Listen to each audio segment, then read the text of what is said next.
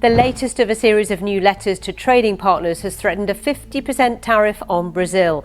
It's an escalation of his fight with the South American country, which he criticised earlier this week along with other BRICS-aligned countries for standing against US interests. The 50% hike hits an industry already struggling with prices rising, so now a $10 bag of coffee becomes $15. That may be too rich a price for many people to pay. August 1st. 2025, the day Washington decided your morning coffee was fair game. With one signature, the White House slapped a staggering 50% tariff on Brazilian coffee, the very beans that fuel 30% of America's cups every single day. Overnight, a decades-old supply chain was shattered. Prices began to twitch upward before the ink was even dry. But here's the twist: Brazil didn't flinch. Its president didn't beg for exemptions. He didn't call for talks. Instead, he stared down Washington and said, "We'll sell elsewhere." And they did, fast.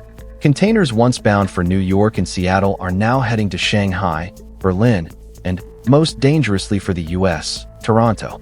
Canada just signed a $1.2 billion coffee deal that could permanently change the balance of power in the global coffee market. What does that mean for your wallet and your morning ritual? Hit that like button, subscribe, and keep watching. It's hard to overstate just how deeply America's coffee habit runs. This isn't just a drink. It's the daily ignition switch for 167 million Americans. Every morning, offices, construction sites, corner cafes, and kitchen counters all run on the same fuel. And for decades, that fuel has flowed in one reliable stream. From Brazil, the world's largest coffee producer, straight into the US. In 2024 alone, America imported 24.5 million bags of coffee, worth $3.72 billion. Brazil supplied 30% of that, nearly 8 million bags. And here's the critical detail: the U.S. grows almost none of its own coffee. I think the Brazilian coffee trade is an important trade. We import almost 31% of our coffee in the United States from Brazil. It's a big deal. Hawaii and parts of Puerto Rico produce tiny amounts, but combined, they can't even supply 1% of national demand. In other words, the U.S. is addicted to imports, and Brazil has always been the top dealer. So when Washington dropped the 50% tariff bomb on August 1st, 2025, it wasn't a symbolic slap. It was a direct hit to America's caffeine bloodstream. The official reason? Protecting U.S. trade leverage. The unspoken reality? A political stunt aimed at looking tough in an election cycle. But coffee is not steel. You can't just reshore it.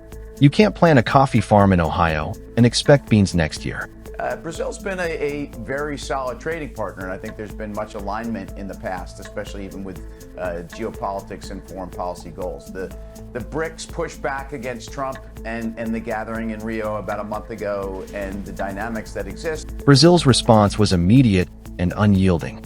President Marcos Vieira didn't even bother with a press conference aimed at compromise. Instead, he told his trade ministers to freeze all new U.S. contracts and redirect shipments to friendlier markets.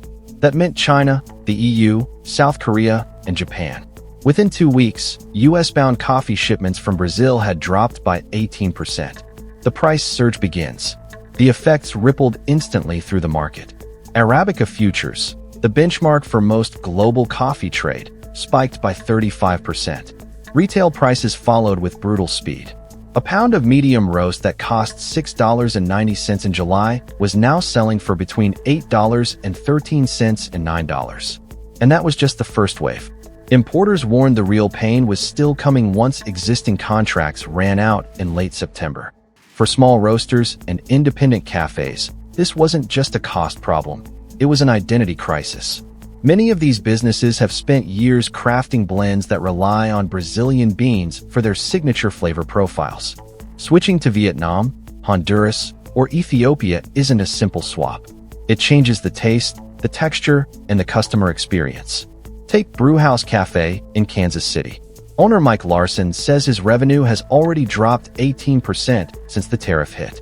Regular customers are noticing the flavor shift in their morning lattes, and some aren't coming back. It's not just the taste, Larson explains. It's the price tag next to it.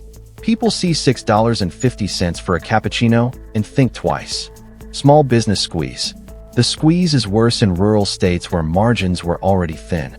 In Nebraska, the bean and bookstore chain has reported a 33% drop in weekly revenue, forcing them to cut opening hours and lay off part-time staff. Coffee isn't just coffee in these towns, it's a social hub. When the cafe closes early, the bakery next door loses foot traffic, the bookstore sells fewer novels, and the local economy takes another hit. And here's the cruel irony. While consumers and small businesses feel the pain, the policy architects in Washington are insulated. They're not standing in line at 7 a.m. debating whether to skip their daily brew. They're not running shops that depend on consistent, affordable imports. Brazil's global pivot. Meanwhile, Brazil is playing offense. In just 3 weeks, it signed new export licenses with Germany's Ruva Coffee Group, expanded shipments to Shanghai port by 22%, and finalized a 5-year supply deal with South Korea's Daegu Coffee Cooperative. These aren't one-off sales. They're multi-year relationships that could lock the U.S. out of prime supply lanes for years. The message from Brasilia was unmistakable. If the U.S. wants to turn coffee into a political weapon, we have other buyers. And the truth is, those other buyers are willing to pay premium rates to secure reliable access. That makes it even harder for the U.S. to claw back those contracts later, even if tariffs are lifted. The Canadian curveball. Then came the most dangerous twist for Washington. Canada stepped in. Ottawa didn't grandstand. There was no fiery speech about protecting national coffee security. Instead, trade negotiators quietly approached Brazil with a proposal, a tariff-free, long-term supply agreement worth $1.2 billion. The deal was signed within days. For Canada, it's a massive win, an immediate boost to its import portfolio and a chance to cement itself as a key player in the North American coffee supply chain. For Brazil, it's a safe market with strong cultural demand. Canadians drink 152 liters of coffee per person per year, one of the highest rates in the world. But here's the kicker. Some of that Canadian imported coffee will inevitably flow south into the U.S. through private sellers, online orders, and cross-border trade.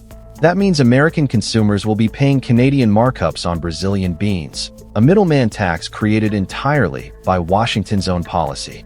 And Canada's gain is more than just economic. It's symbolic.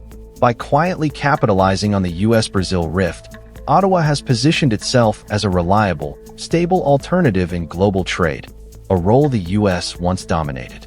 But that wasn't the whole story, because while Canada was scoring points, the global coffee chessboard was shifting in ways that could threaten 70% of the world's supply. While U.S. officials were still framing the 50% tariff as a negotiation tool, the rest of the world saw it for what it was, a market-opening gift. And nobody sees that opportunity faster than Brazil's other trading partners. Vietnam moves in. Vietnam, the world's second-largest coffee producer, saw its chance to fill some of the U.S. gap. Its Robusta beans, cheaper, stronger, and often used in instant coffee, began making their way into American roasters desperate for supply. But there's a problem. The U.S. consumer palate has been trained on Brazil's smoother Arabica. Replacing Arabica with Robusta changes the flavor entirely. More bitter, more earthy, and less sweet. Large chains might mask it with syrups and sugar, but smaller cafés can't hide the difference. The result?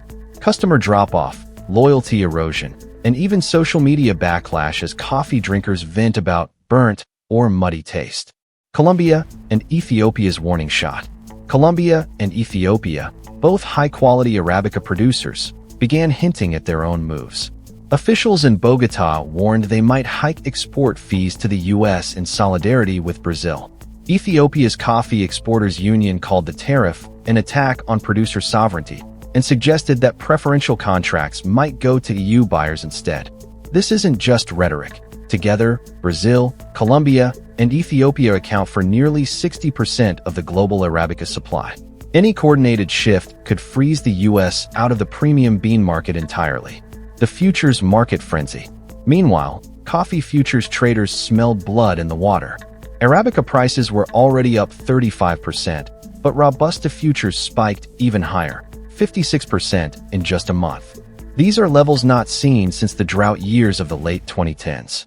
And higher futures prices mean the pain for consumers will keep building for months, even if supply stabilizes. That's because roasters lock in future contracts at those elevated rates, and those costs get passed straight to the grocery store shelf. Cultural shockwaves at home. For the US, the fallout isn't just economic, it's cultural. Coffee shops aren't just retail spaces. They're meeting spots, work hubs, date locations, and community anchors. In some towns, losing the coffee shop is like losing the town square. Already, cafés in Ohio, Michigan, and Illinois are reporting 20 to 25% drops in weekday morning traffic. Bakeries, bookstores, and co-working spaces tied to those cafés are feeling the pinch. Even large brands aren't immune. Industry insiders leaked that a major chain, unnamed for now, is planning to quietly downsize its U.S. menu options in early 2026 to adapt to bean shortages. That means fewer origin-specific brews and more generic blends, a slow erosion of the coffee culture Americans take for granted. Canada's silent power play. While the U.S. struggles, Canada is turning its $1.2 billion Brazilian coffee deal into a geopolitical asset. By locking in multi-year, tariff-free access, Ottawa now has something Washington desperately needs: supply leverage. And they're playing it carefully. No big public jabs at the U.S., no media taunts.